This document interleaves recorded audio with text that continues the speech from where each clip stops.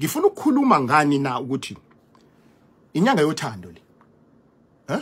Kakhulu. Right. UDudu Chiliza. Ungixolele kwensibonelo ngawo. Ngizosenza nango nomzamo duma. Ngizonza ngabantu abangeba ngibophe bangimangalele. Yeah.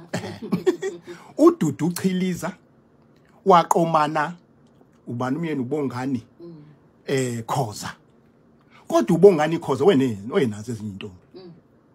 Kodwa mangase ngimbuza umfowethu wabonani kuDudu Khoza uzonginika ianswer vague.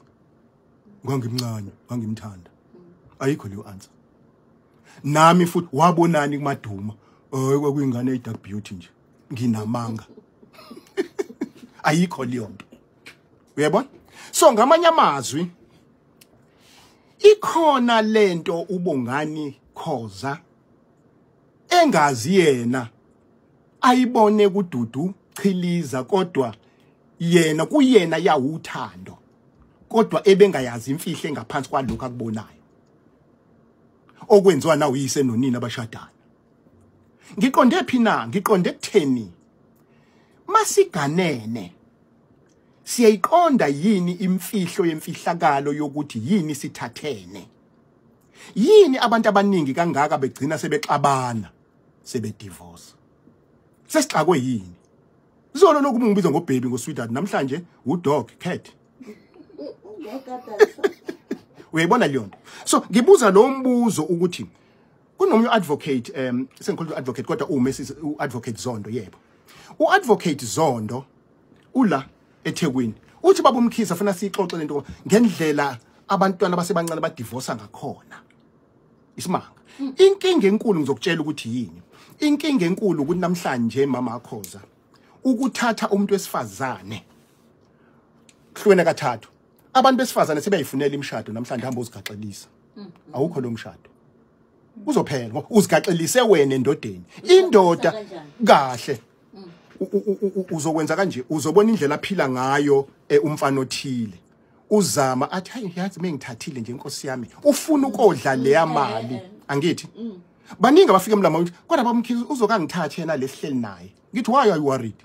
Wena wait. Bazomletha abadala okuyena ofanele ukuthini akuthathe. The mere fact ukuthi umile shiya kanjalo. Uyabona? Ngobani mama Khoza lento? Ngiqonde umuntu akekho umuntu oyimfihlo njengomuntu wesifazane. Ingakho nibaningi nje. Ninemfihlo yemfihlakalo yokuthi uzushadele kwaKhoza ungashadelanga kaMkhize kwakwenze njani? Yingoba amakhehla kwaKhoza abona into ethile kuleya ntokazi ayisethi asithathe leya ntokazi ezovusa ingcebo yala ekhaya ezokwenza into ethile la ekhaya. Afika umuntu akhule nonkosikazi akhula basha amabhizinisi othi mesecebile bese bona ukuthi lo nkosikazi akafundile noma usithuthuthu amdivorce ayoshada lo wathi uhlakaniphile osemficini amabhizinisi ashayeke phansi amabhizinisi ngoba yilo wankosikazi wafika namabhizinisi hayi wena. Thina abantu besilisa sivamisa ukungakwamukeli ucamthu wena yeah. So uma sikhuluma ngeValentine ake ngenyanga yothando ake sikhulume ngokuthi luyini uthando osungene kulona wagaxela kulona. Luyini uthando olwenza ukuthi wenza izinto ezithile bese ubona lo wamngenisa engasafanelekile ukuthi uyena. Yabona insizwa zamathenda azihambi namakhosikazi ezinye zazo zoma nentombi kodwa umshile umama okuyena ababhale naye idocument yethenda bese uyithola ithenda ngoba ithenda vele inikezwe umama kodwa wena indoda kulungile phela it's fine kodwa uyothi la esephenduka amathenda sebheda hlehla phela uthi hayibo kwenzekani lapha. Yingakho ke ngokwesintu ubona abadala bathi uma usuthelwe ngenyongo wagqagciswa la ekhaya awusadivorce owala ekhaya ngoba uthela uzufika ezingeni lokuthelwa nje awulandi lo mfana usetshenzisiwe uMkhize uvelaphi usetshenzisiwe ukuyolanda intombi yakwaDuma ube nazo uMkhize ezinye intombi kuthi noma kuMkhize ke mhlambe ke naye sashiswa igazi esekhona ke uMaduma loyo nangi uMkhize usekhonjwane naki uMkhize ukhonjwa le kodwa athi uMkhize sekhonjwe lapho kube content hey wena ngizwe ukuthi ayi angisamfuni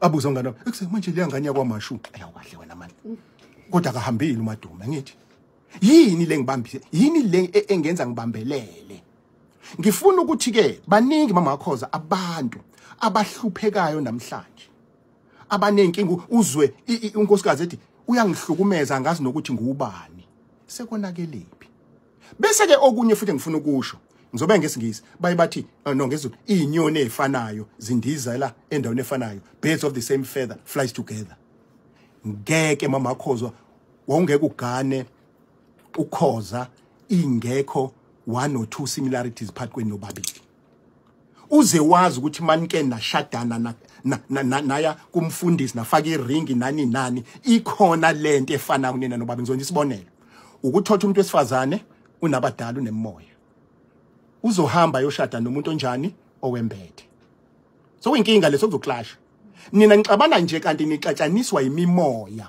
leni ngafuni ukuyilungisa so kuyahanjwa sokuthiwa ninendiki unomndawe kwasho kwacima kanti engabe nilungisa lemoya ingakho ke kukhona lento kuthiwa ukuhlanganisa imimoya 1 kube khona kuthiwa yini ukushadisa imimoya ukube khona lokwesithathu mase unkosikazi esephothule kuthiwa ukuganisa imimoya uyayibona le nto ngoba kwenza le mimoya ingenzi ingxabano phakathi kwenu nobabili ngithatha amakhandlela ngiye ekitchen la kwethu ngifike ngithi nabo ogcwabo koyihlandla baba mvimbezeli nanginike isalukwazi Maduma namhlanje siyaxabana kwenze njani nina bakumthombeni nangena la ikhana lethu umfazi ozophemba umlilo konakelephi bese ngiyolala Maduma phahla nawe musandivele ngixabane nje ikhona imfihlakalo ezovela uma ingaveli ke seningaphuma kodwa ngendlela efanelekile musana ukuthi hayi sizokhuleka kodwa na umkhuleka ukahle muhle kodwa kufanele nenze into ezonika impendulo engcwele impendulo kuyiyona ezokwenza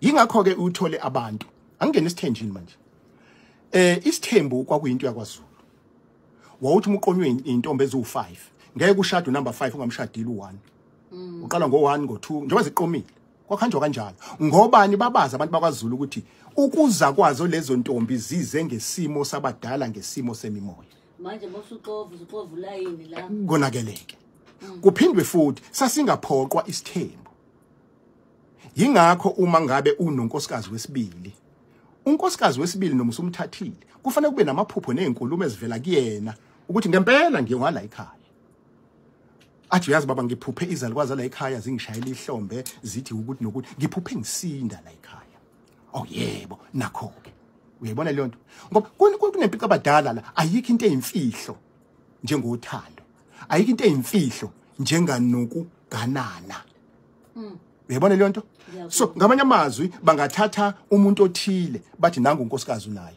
bese bethi lalela thatha lo waya kodwa manje lo wayana uyena simlethela ukuthi nokuthi eyakhe indlela yokushada noma yokugcaca la ekhaya izokwehluka izokwenza ngendlela ethile okwakhe ukulotsholwa sizokwenza ngendlela ethile engajwayelekile eyehlukile kulotsholweni komuntu esifazane kodwa bese eba unkosikazi bese yena ebashayi bese kuthiwa kanjani na uyabona yila kuvela khona ke manje lento ke eyingabi inhleke manje ke yokuthi bekhona abantu abahoma khwapheni kanti akufanele yini ithongo lisuke liqondile indaba nansi into engiqonde ukuyifundisa namhlanje ukuthi bafowethu ontanga kanjalo futhi nabathatha ukuthi baseyinkingeni emshadweni wabo besilisa nabesifazane ake nibuyele emuva nibheke 1 nahlangana kanjani uma nihlangana maphupho mana bevela kumama maphupho mana bevela kuwena baba okwesithathu umsana ukuthatha ngamawala nigijime niyo divorce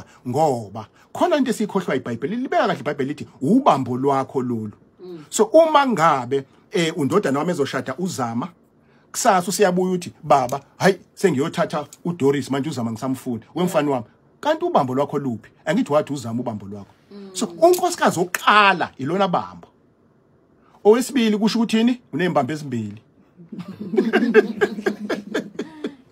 yebo so ngizama ukuthi ke lenyanga kumbe lo Valentine esikhuluma ngawo asubheke njenganani nenyanga yokufundana yokuzihlupha ngomuntu ohleli naye, ngomuntu othandana naye, nomuntu okuganile. Nawe umuntu wesifazane musukujaha uzokwabelwa, uzonikwa nawe. Yingakho ke nje mama Khoza uthola abantu abacelebrate o 40, 45, 50 years bese emshadweni. Uyazi kwenziwa yini? Ngoba kakadeni kwakuqondene. Futhi lokushada kwabo bakuqonda. Laba abeze as opportunist ngokuba osomathuba kuyabhidlika lokho bengelona ubambo lwakho, ubambo luzakhele lona ngobumba ongelona. Awukhabazela siyakuzwa. Hayi kulungile ke kodwa abantu ke sengibeni bathole manje bangifuna inamba zakhaza lezi kodwa kwesiyami ama podcast akhona nje lokho uyangena nje kodwa sibanike nenombolo hlale sizisho ake ngizisho nginenze 010 007 5294 bese kuba u087 110055 bese kuba ile ethi 033 342 3945. Ngakho ke nazi inombolo zethu. Enye into mama Khoza, kunabantu abakruga abantu omuntu usetholakele nje usematubatuba kuthi ugumede isibongo odlala ngabantu baningi. Bantu benkosi nazi inombolo semlambo omunye ayikhenye umkhize akaza khokhise umuntu, umkhize usebenza ngendlela eyifanelekile yesintu, akho malo ekhokha upfront, akulo ukhuluma ukuthiwa uzobhukhelwa, akukho lokho. Imali yokubhuka. Cha, omunye athi athi ngizokubhukhela, omunye athi faka imali yembuzi kwasho wacima. Njengalokhu ugumede uthi yena usebenzisana nomkhize. Bantu benkosi ayikho inyanga eSouth Africa noma in the world engisebenzisana nayo. Ngisebenza ngedwa noma Thabede esigodlweni noma Khosi bakhona.